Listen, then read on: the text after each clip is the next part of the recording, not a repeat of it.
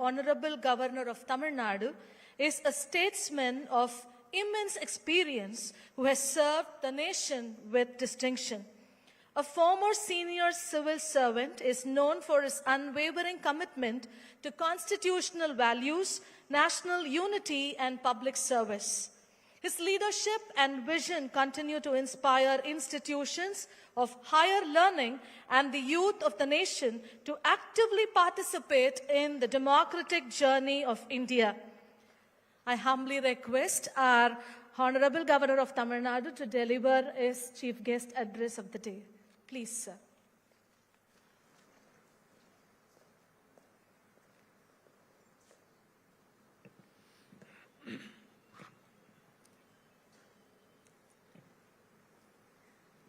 Distinguished dignitaries on the dais, Founder Chancellor, SRM University, Dr. T.R. Parivendar,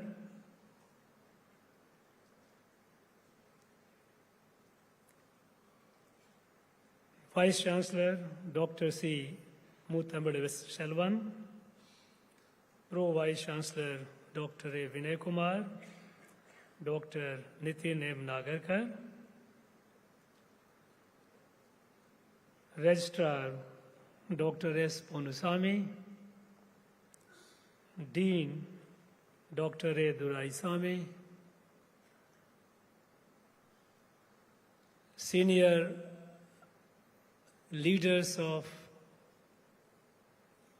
this great institution, academic leaders, esteemed faculties, guests, and my dear students.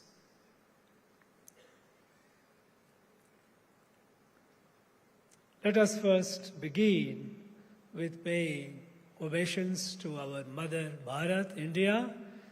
Let us all say, Vande, Vande Mataram, Vande.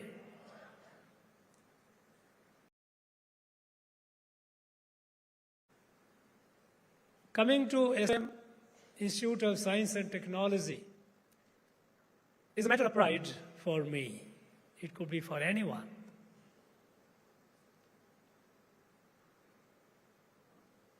The way this institution has grown under the visionary and dynamic leadership of Dr. T.R. Parivendar, it has made a name for itself, and it has earned a place in the top-ranking institutions of higher education, not only in the country, but even internationally.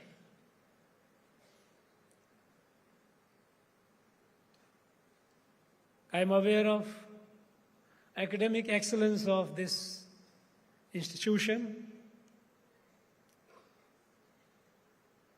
and the founder chancellor was expressing his concern about this standard of education in school as well as in higher educational institutions. We all share this concern. There was a time when I was a student, we used to hear a lot about our university, University of Madras. It used to be among the top 4 or 5 universities of the country. As students across the country, they dreamed to come and study in this institution. Unfortunately, over the recent decades, it has lost its glory, and it hardly finds a place in the reckoning. Situation is indeed worrisome. Not only in Madras University, but other universities, especially the state-run university as well. You know, every year,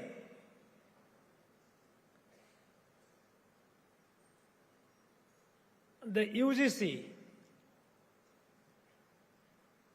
and through its National Institution Ranking Framework, it does the ranking of institutions, higher educational institutions in the country.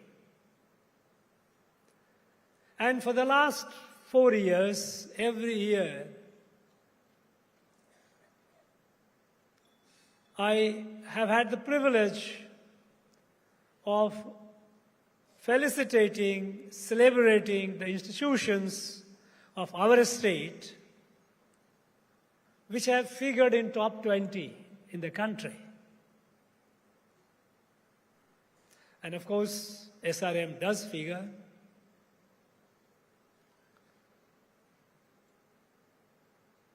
What actually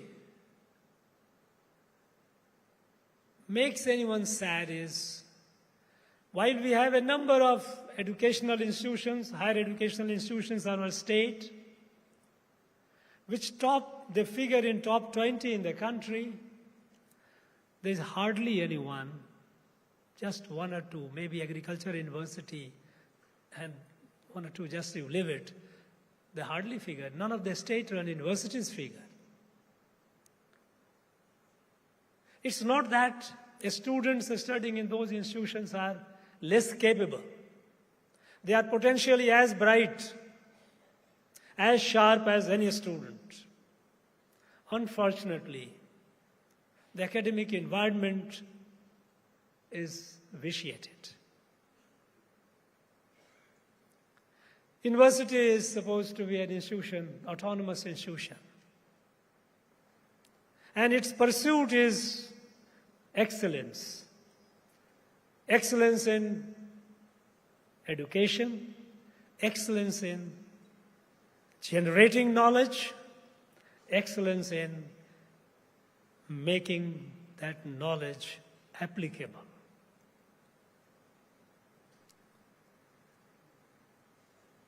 Well, that aside, we have in our state a number of institutions in the non-state category, those who have been doing brilliantly well. And we are all proud of them, SRM being one among those institutions which have been securing that position and making us proud.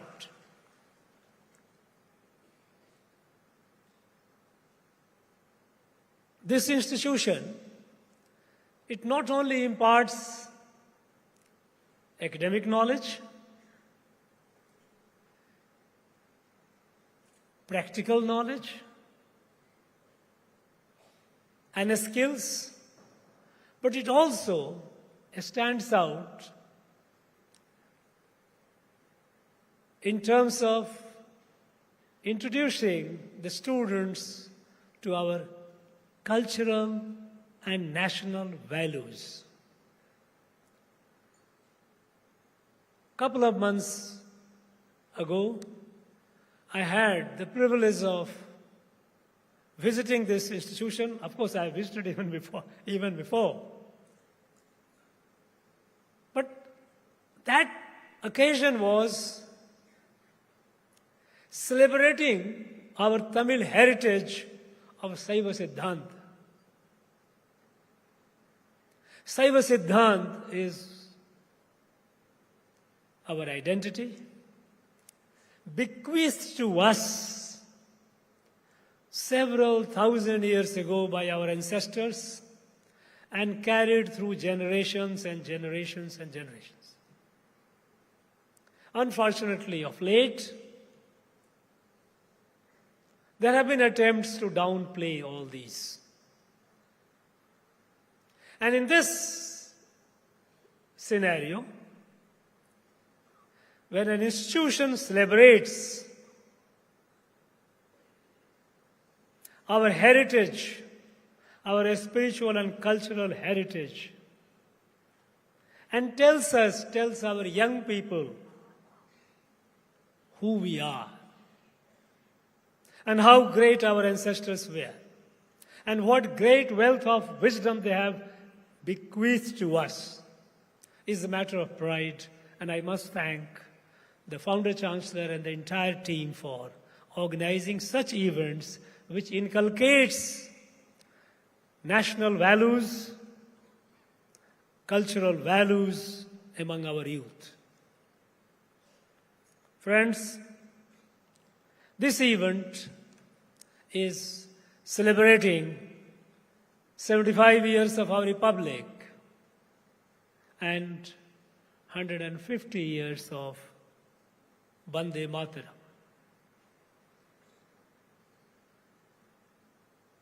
And I'm delighted when I find this auditorium, which is completely filled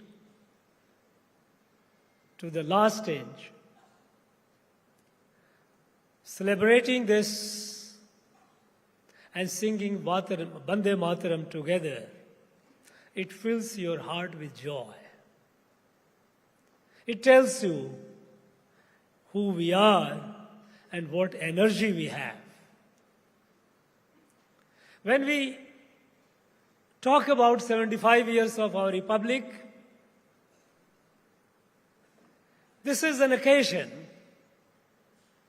to take a stock of how the journey of 75 years had been, and then also setting the goals for the future. What is our destiny? What is our goal? Where Republic should be, let's say, when it completes 100 years. When we look at the 75 years of our journey, we have been a robust democracy. In our neighborhood, we see how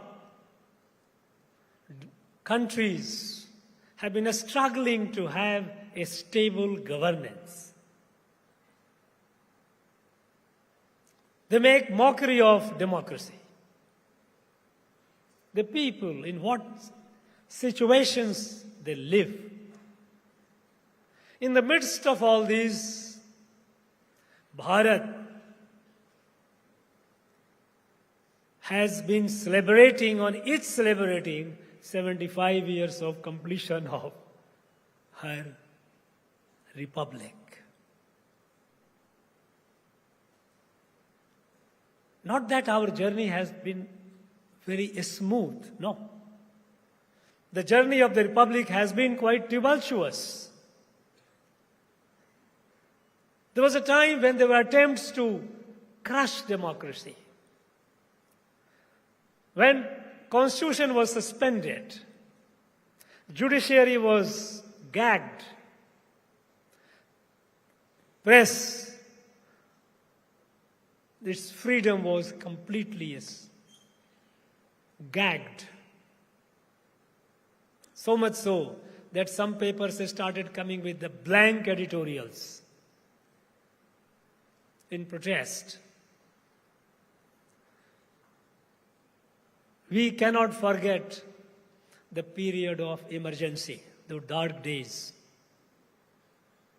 But it is the strength of our people that those who tried to destroy democracy, destroy Constitution, they were rooted out and democracy was restored with full vigor. Today, we are the largest functioning, robustly functioning, stable democracy in the world.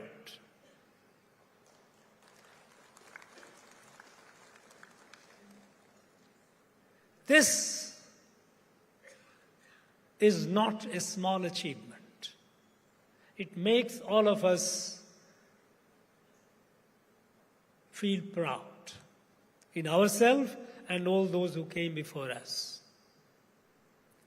Friends, this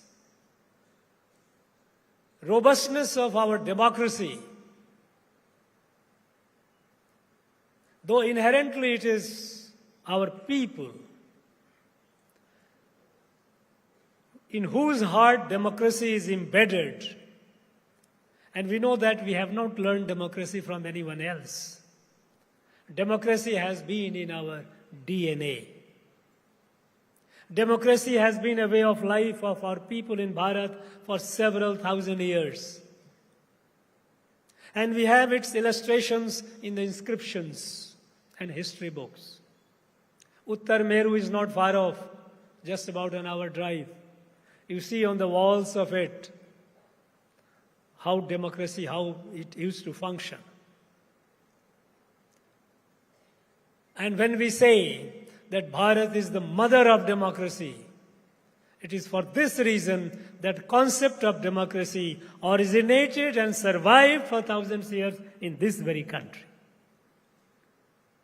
And it is because of this that any attempt to destroy or undermine it has been thwarted, have failed. Friends, over last 75 years, our institutions, democratic institutions have grown stronger, robust. Our constitutional institutions, we know we have a beautiful constitution.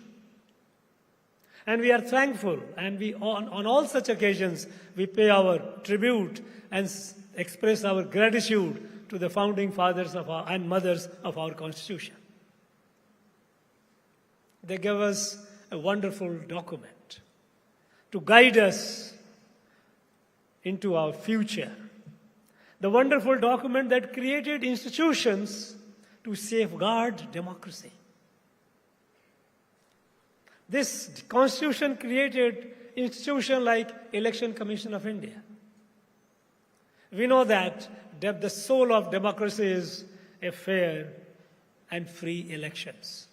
People must choose their representative freely, fairly, fearlessly.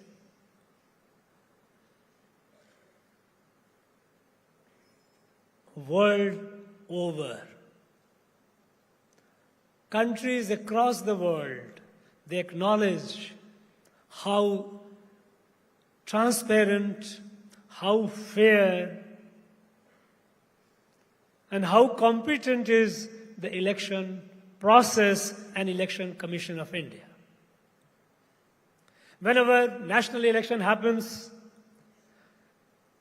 scholars, researchers, I'm not talking just media, as researchers, as scholars, and as students of democracy from several countries, 40, 50 countries and more, they come to observe our election process and how our election is conducted. They come to learn because they realize that such a vast, such a large country, conducting a free and fair election is not an easy task. The largest other democracy in the world is not even 1/3 of what Bharat is. Imagine over 1 billion electorate. They come and study. Parliaments across the democratic world, they come and learn from our functioning.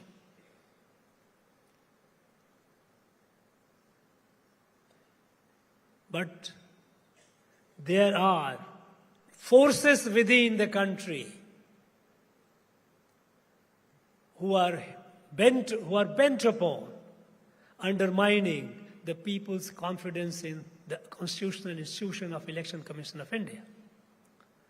This 75 years that we have prospered, we have progressed, democracy has developed deeper roots, democratic institutions have grown robust. It's because of our constitutional institutions like Election Commission of India. But now, in the forward journey, because this is an occasion, when we talk about 75 years, we take a stock of our journey and we also chart our course into the future. For 75 years, this robust institution has made us proud, has made our democracy robust and strong, and enviable to the democratic world. But today, there are forces within the country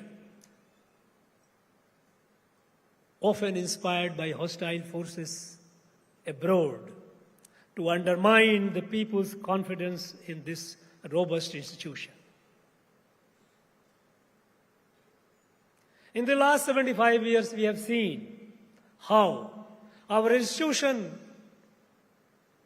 of judiciary, how fiercely independent India's judiciary is.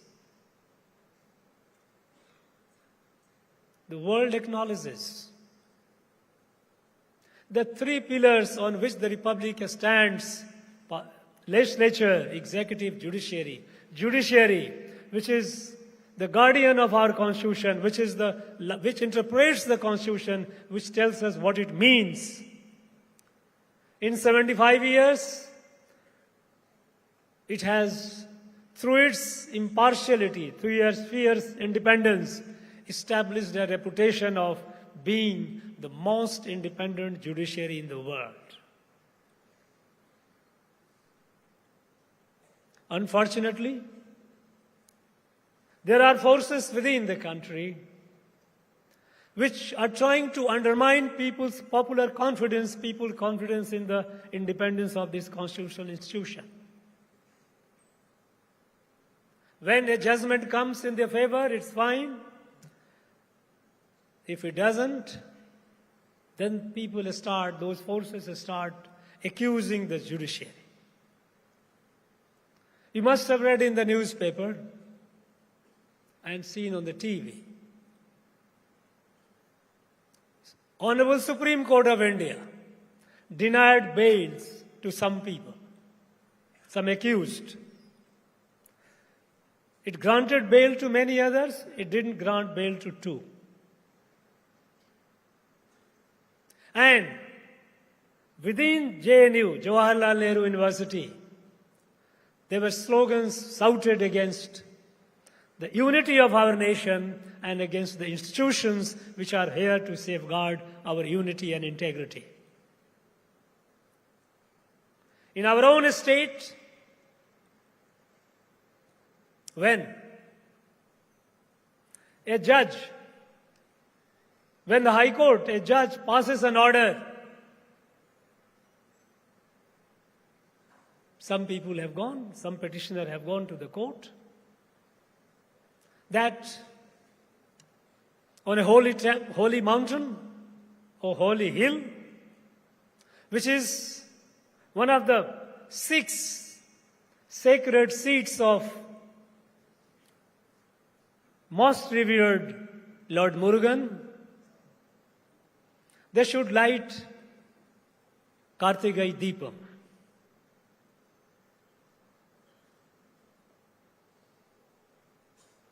Because for some time they were not allowed to lit the light at the top position, Deepatun, which is the lamp where the deep is to be lighted. When the Honorable High Court, Madras High Court, grants this permission, yes, you go, you can lit the light. The state puts all its might to prevent it. Never before in the history of country, in the last 75 years, this country has witnessed a scenario like this. When an order of the High Court, if you are not happy with it, go to the Supreme Court. Go to the Higher Court. There are constitutional avenues available. But no, we will not allow. Imagine, in a land of Murugan, when we know what this, every Tamil heart, when we say, Vetrivel Murugan ku Arohara, Veervel Murugan ku Arohara, Nyanvel Murugan ku Arohara. Now in this land of Murugan, you are not allowed on imaginary ground. Imaginary is the word which the High Court has set. It's not that. We all know it is imaginary. This systematic erosion This blatant attempt to undermine a constitutional institution which is the guardian of our constitution, it has never happened in the history of Bharat before. Not only that, there was an attempt to intimidate the judge by moving the impeachment motion. Again, never before it happened in the 75 years history of our country that a judge, a high court judge, for passing a judgment, politics, perverse politics is played and judge is being intimidated. Not only that judge, it is a lesson of intimidation to the entire institution of judiciary. So, when we look at the 75 years of our journey, we have moved, we have prospered, our democracy has grown robust. And now, hereafter, when we find that there are forces within the country who are undermining those very institutions like Election Commission of India, our judiciary, which has held this country together, which has held the Constitution's pride, the supreme, they are being systematically challenged, not through fair means, not through constitutional means, but by creating a sense of fear among the people, sense of a wrong perception among the people that these institutions are not credible. The world acknowledges these institutions are the most robust, but there are people, there are forces which say no, they are not. Friends, these forces, they want anarchy. They are not happy with the rise of Bharat. You know, when our journey began, the journey of Republic began, at that point of time, where were we? India was the 6th largest economy in the world. In 18th century, till the end of 18th century and early 19th century, India was the richest country in the world. We accounted for almost 30% of the global GDP. These are all matter of documents, history, documented history, not by us. Even OECD report, world economy, a millennial perspective, any of you go on the internet, just find it out, the report is before you. It was not created by us, it is created by a commission constituted by OECD countries. And they say that for nearly 1800 years, India was the largest economy of the world. 200 years of colonization, we dropped down to 6th position. But until about a decade ago, what happened? By 2014-15, we became the 11th economy. Our democracy was robust, institutions continued, but the people who ran this country, executives of this country, they conducted their affairs in a manner that India became much poorer. From 6th, we dropped to 11th. In the last 10 years, we know where we are. We are already the 4th largest economy in the world. And the world acknowledges we are going to be the 3rd largest within a short while. Imagine, in a spell of 10 years, from 11th to the 4th, we are the fastest growing large economy of the world. And not just now. For the last 5 years, India's economic growth is the fastest in the world.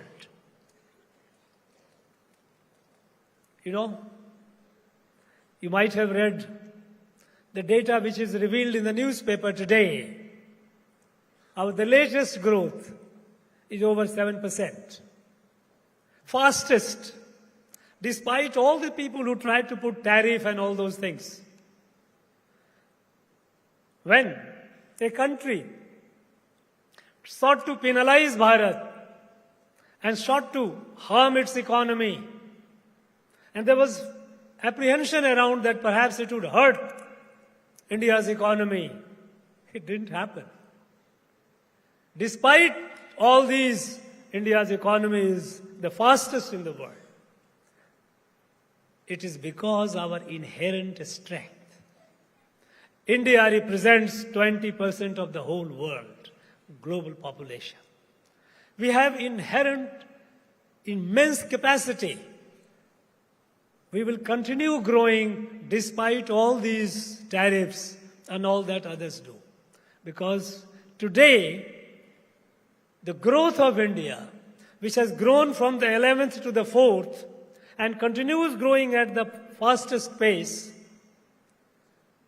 is primarily because the people of India, the youth of India, the women of India, they have begun showing their strength. All these years, initial decades, government was everything.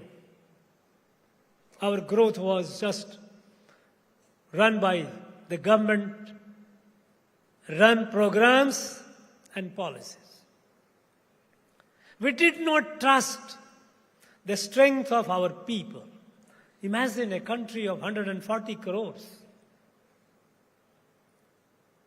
Now, if you create an environment that this 140 crore people become productive, no force in the world can stop growth of India. And this is what is happening today. Take our own state, Tamil Nadu. How this policy, the national policy of harnessing the energy of every common man and woman is showing the result. We know we have a scheme called Mudra Loan. Because, fortunately, we have a national leader, Prime Minister Narendra Modi, who understands Bharat, the person who understands the pulse of the people of Bharat, who 24/7, whose heart beats for the people of Bharat. He realized that even an illiterate man or woman has enterprise, give them the opportunity. And so, Mudra loan became easily available. You have some idea, you go to the bank, you ask for the loan, collateral free. You don't have to put any security. And today, Tamil Nadu, in fact, leads the country in taking Mudra loan. We have, in fact,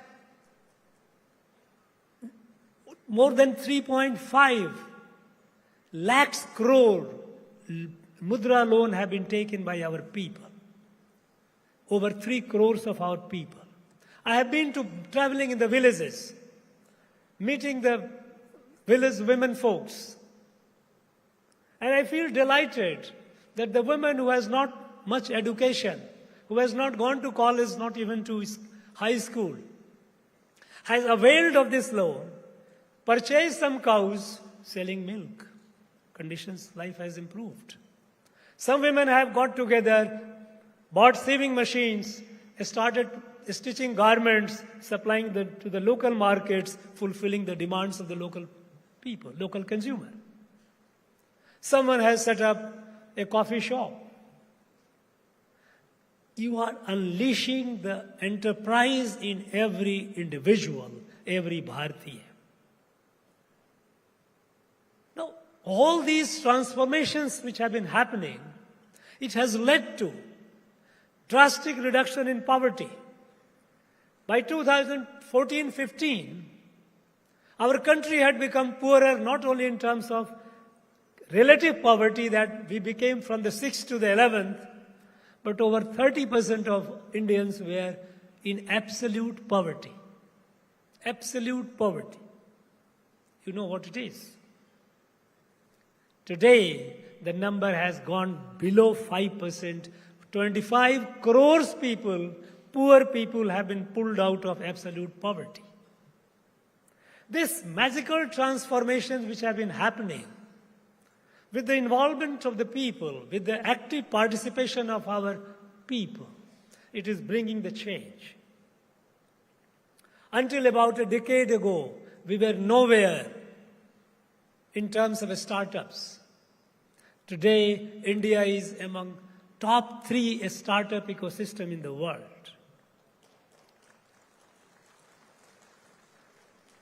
In terms of intellectual property, till 2015-16, we were nowhere, not in the reckoning at all. Now you go and look at the report of WIPO, World Intellectual Property Organization's report, you see the growth of India. How our intellectual property, our youth, young men and women, through their research, through their innovations, creating the patents, creating intellectual property, exponentially rising. All this is transforming and making Bharat rise. Even in the military, in the domain of national security. Until about a decade ago, our country was in a very bad shape. Northeast was in flames. Kashmir was burning. Maoists had practically controlled almost 200 districts in our country. 200 districts. Where they were running their own parallel governments they called Jantana Sarkar. State writs did not run in those areas. In 10 years, where are we? Northeast is peaceful, not only peaceful, it is scripting a new story of growth. We have semiconductor fabrication units there in Northeast. You visit how you see the vibration of growth. Jammu and Kashmir, occasional incident of terrorism that Pakistan does, for which it is penalized, it is punished, not like before, that you do it and we only lament like a widow. No. Operation Sindoor has proved it, that if you try anything misadventurous, you will be punished and punished decisively. The whole world saw that when they did Pahalgam and they killed our innocent people, Operation Sindoor, it took the cost. In the heart, in the belly of Pakistan, we hit and killed over 100 terrorists and neutralized the capacity of Pakistan to retaliate by destroying their strategic airfields. Never before in the world, a war between two nuclear powers has concluded so decisively within a period of 4 days with victory to one. This is new Bharat. Come to this Maoist area. 200 districts they were ruling. Today, where are they? Shrunk less than 10, and they are gasping for the breath. Every day you see how they surrender en masse and how they are being neutralized. People, our tribal brothers and sisters living in those areas who were denied of the benefit of development, they are now enjoying the fruits of development and growth.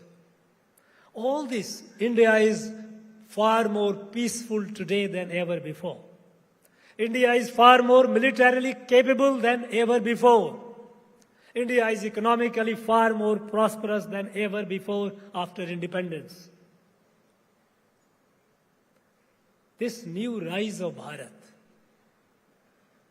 when no decision in the world can be taken, a significant decision can be taken without India being on the table. We know the power of Indian passport today. Many countries are making it arrival on visa, Indian passport, no visa, or visa on arrival. Till about a decade ago, our people had to struggle. Today, when they travel to any country, people look at them with respect. Here is an Indian who has come. This is new India. This new India, which is emerging under the leadership, a nationalist leadership of Narendra Modi, it is the hope of the world. The world looks at India with expectation today.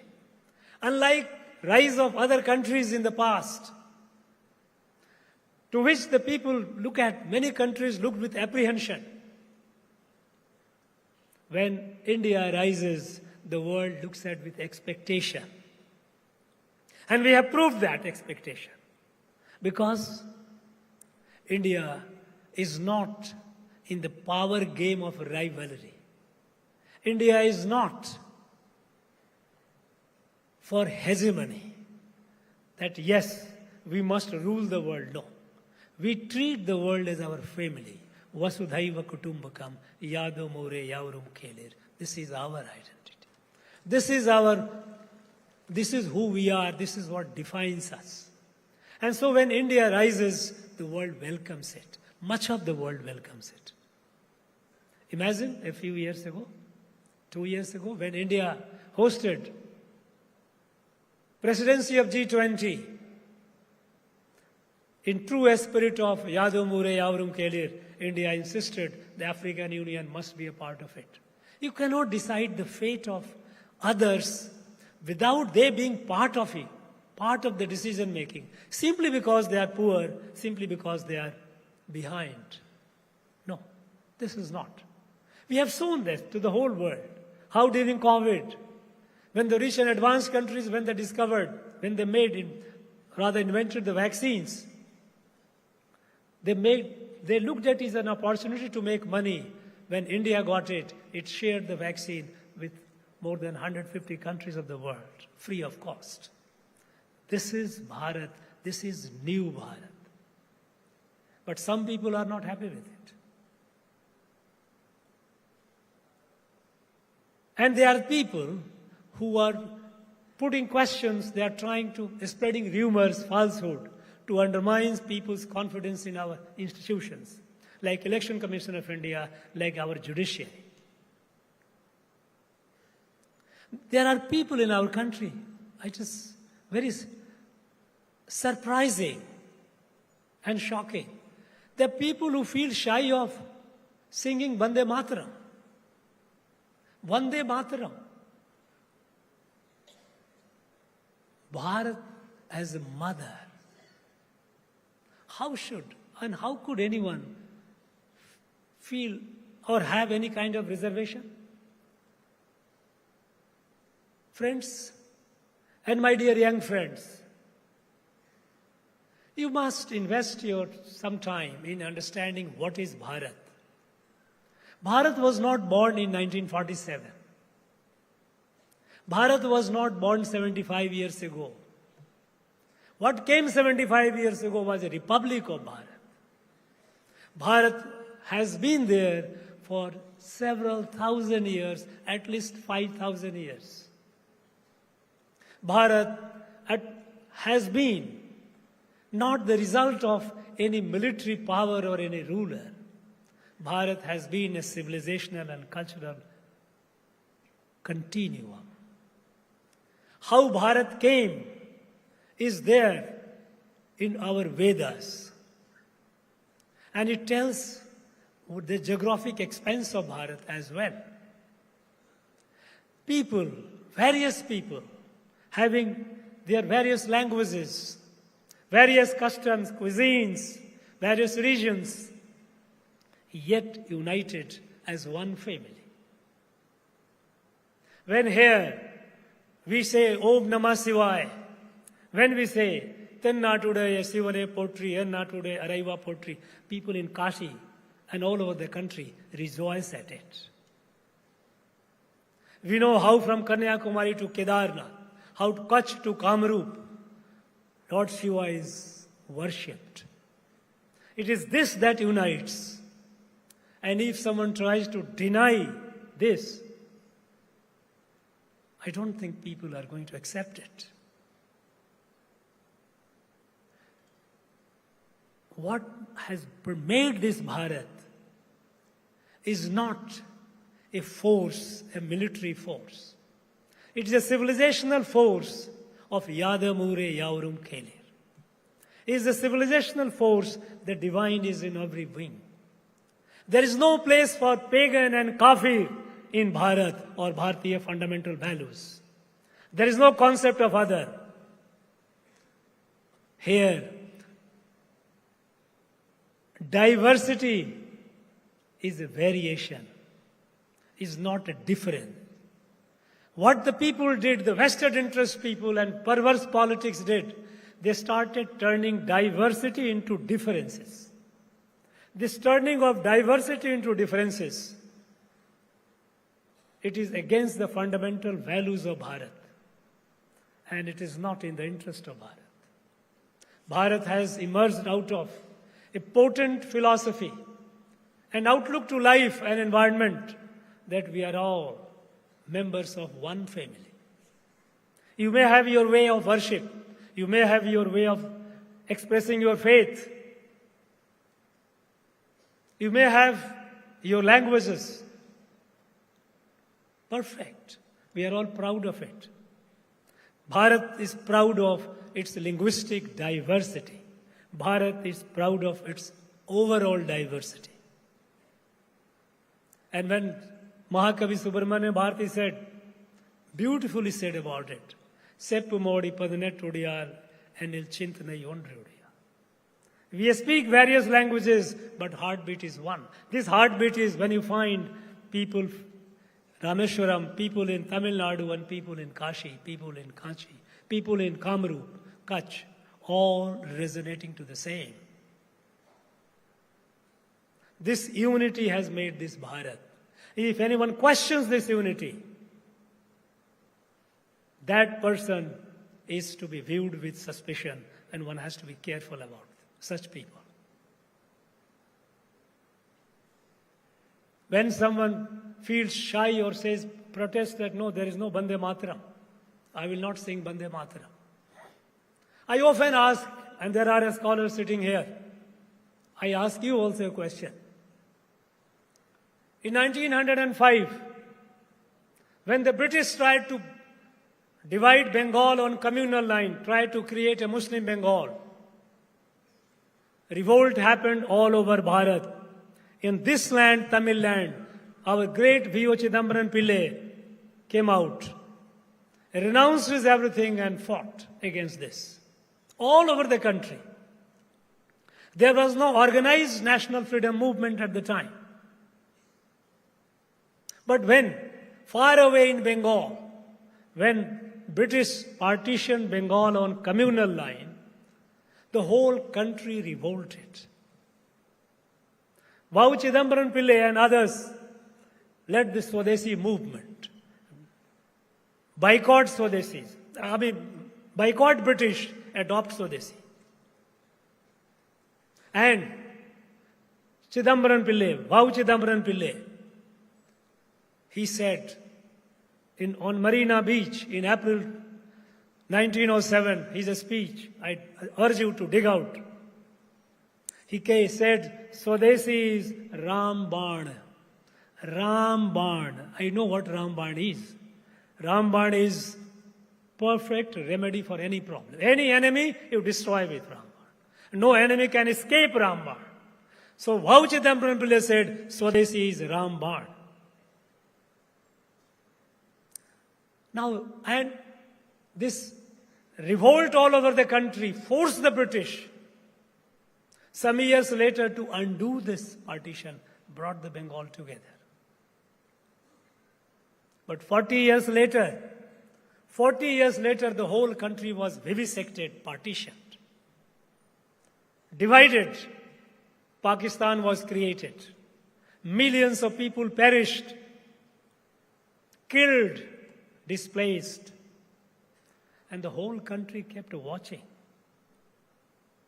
What happened in 40 years? When there was no organized national freedom movement, the whole country was united. If anything wrong happened in any part of the country, the whole country revolted. But 40 years down the line, whole country was vivisected and we kept watching. If you are looking for an answer, the answer is here, Vande Mataram. When Vande Mataram was vivisected, was broken into pieces and was neglected. The core spirit a spirit that united this Bharat, this made this Bharat, that was vivisected, that was cut into pieces. This tells you to what extent assault on our unity happened, that we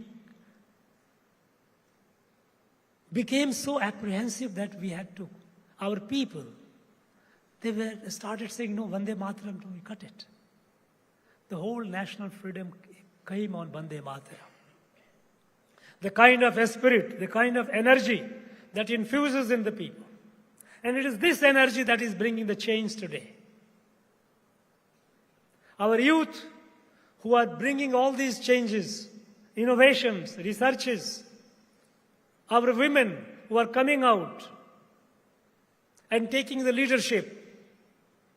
This is coming because today we have a renewed sense of self-confidence.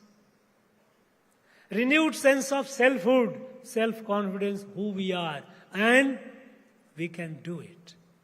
If Bharat was the largest economy in the world under 200 years ago, there is no reason why Bharat cannot be the leading economy in the world now, by the time it completes 100 years of its republic.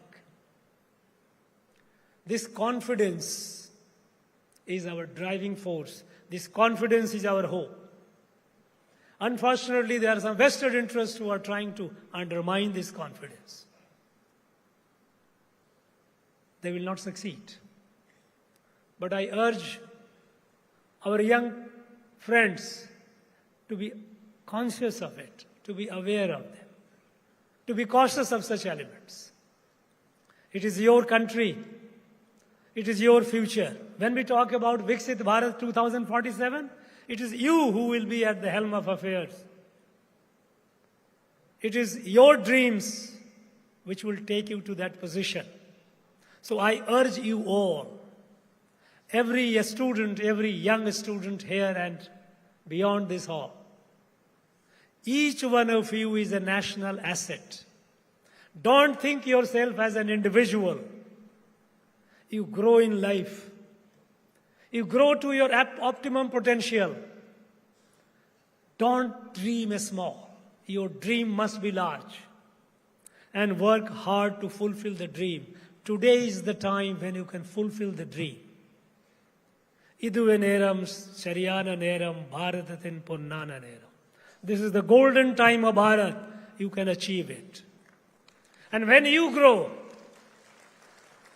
to your full potential, nation will grow automatically. You don't have to do anything else. In this growth, take care of your health. Fitness is very important. In young age, sometimes we tend to be casual. Please don't do that. Don't be casual. Take care of your health. Fit India is hit India. And sure, each one of you, as I said, each one of you is a national asset. Keep yourself fit. Keep yourself confident. And for fitness, sports, games, or exercises, do it as a part of your routine, your life. You have to be optimally productive. And you can be so only when you are physically fit. So your resolve should be for the next 25 years to build the country of your dream, to restore the glory of Bharat. You have to be fit, physically fit. And your dreams have to be large, not small. Because you will never grow larger than your dream. Have a big dream and work hard with perseverance and you will achieve it. You will make Bharat what her destiny is. Her destiny is to rise to the top, to lead the world towards peace, lead the world to a sustainable, equitable and sustainable future. This is our responsibility. And this responsibility, we all have to fulfill it, and you, the young people, have to fulfill it. I wish you all the very best in your next 25 years of your journey and beyond. Thank you very much. Jai Bharat Mata.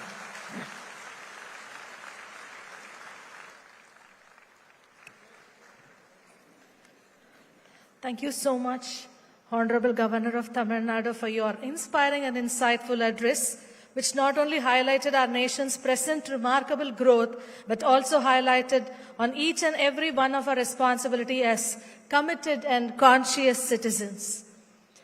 Gratitude is the memory of the heart. And now, may I invite Dr. Nitin M. Naharkar, the Pro Vice Chancellor of Medical and Health Science of SRM Institute of Science and Technology, to deliver the oath of thanks. His Excellency, the Honorable Governor of Tamil Nadu, the chief guest of today's function, our esteemed Founder Chancellor, Sir, Honorable Vice Chancellor, Pro VC SPL, Registrar, Sir, Dean FSH, and also all our deans, directors, faculty members, students, ladies and gentlemen. On this solemn and momentous occasion of the conclave on Indian Republic at 75, it is both a privilege and an honor for me to propose the vote of thanks. At the outset, on behalf of the management, administration, faculty and students of SRMIST, I express my profound gratitude to each one of you for gracing this program and making it truly meaningful and memorable. We are deeply honored by the august presence of the Honorable Governor of Tamil Nadu, Thiru R. Ravi Sir. Your gracious presence as the chief guest has greatly elevated the stature of this program today and inspired us all. We are sincerely thankful for your guidance, encouragement, and constant support to education, youth empowerment,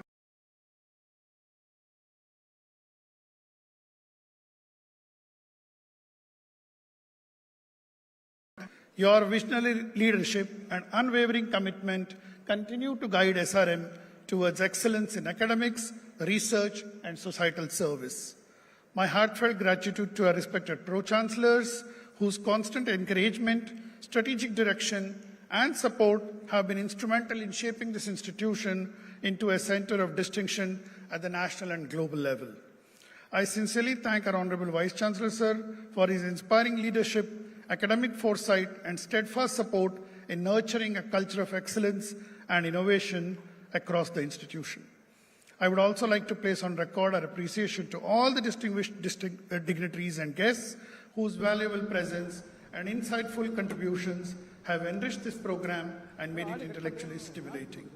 My sincere thanks to the organizing committee, faculty members, staff, and student volunteers, including the students who wonderfully sang the anthem as well as Vande Mataram, and whose meticulous planning, dedication, and teamwork ensured the smooth and successful conduct of this event here today. My special thanks to the members of the media, communication team, and all the support staff here. And finally, I thank the entire audience for the enthusiastic participation and presence, which truly meets the purpose of any academic and institutional program. As we commemorate Indian Republic at 75, we renew our collective pledge to uphold the Constitution of India, to safeguard its values, and contribute selflessly to the progress and unity of our nation. Once again, I express my heartfelt gratitude to all who have contributed directly and indirectly to the success of this program.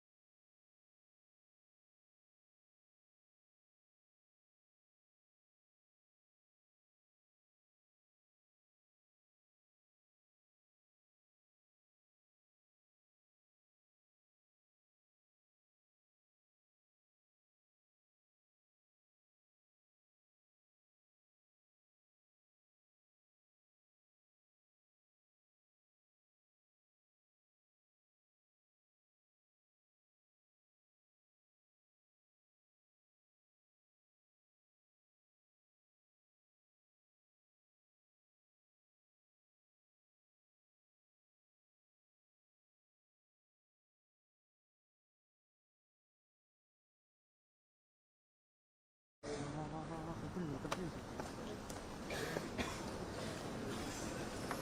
be seated until the next announcement.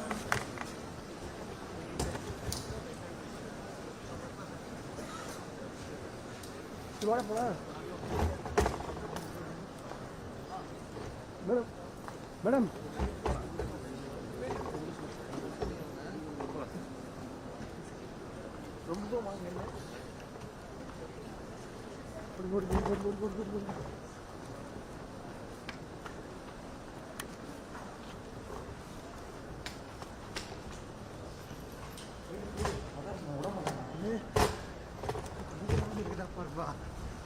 எவ்வளோ சொன்னேன்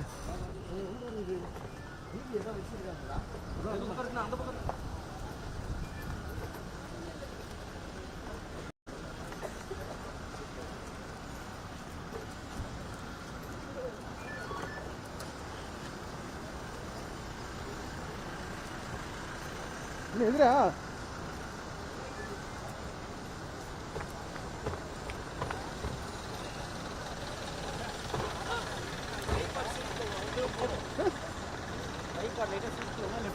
போன ஸ்ட்ரெயிட்டா அவங்க கார்ல டக்குனு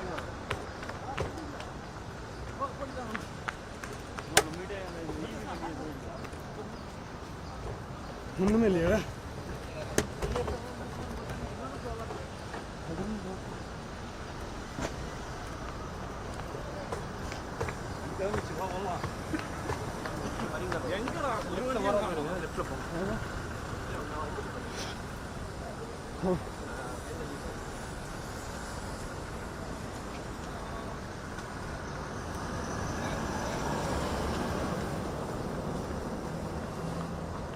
புரியுதுமா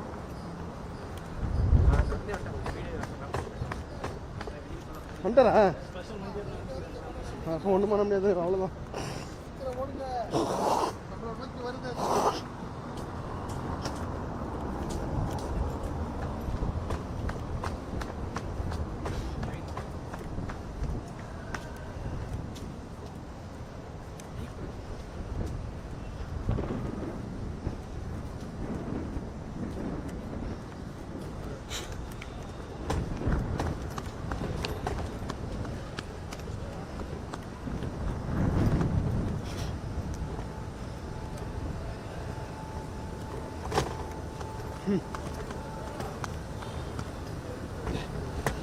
போன போன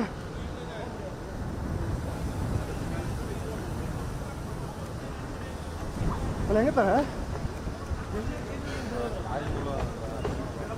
எங்க ஓப்பன் பண்றாங்க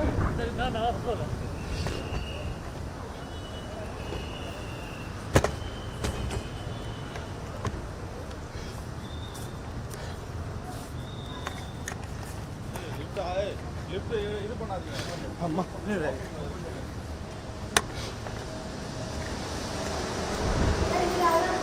எப்படி மணியங்கம்மா இருக்கு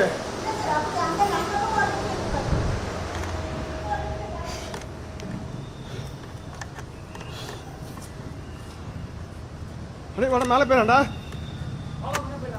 லிஃப்ட்ல போயிடுவாங்கடா மேலே மேலே ஐயோ ட்ரை பண்ணுவீங்களா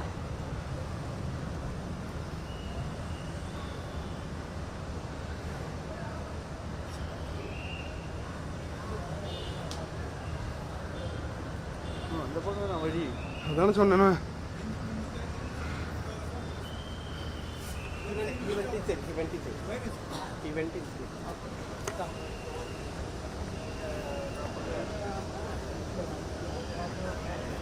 இவர பக்கத்துக்கு போயிரு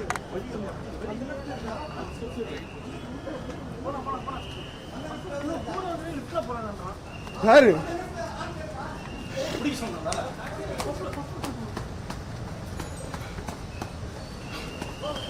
லிஃப்ட் பிடிப்பா டக்குனு போடுக்கா டக்குனு வானே இவ்வளோ க்ளோஸ் பண்ணுங்க க்ளோஸ் பண்ணுங்க அவங்க போயிட்டாங்க க்ளோஸ் பண்ணுமா அவங்க போயிட்டானே எங்களுக்கு வேலை இல்லையே ஃபர்ஸ்ட் செகண்ட்ல இருக்காங்களா ஃபர்ஸ்ட் தான்மா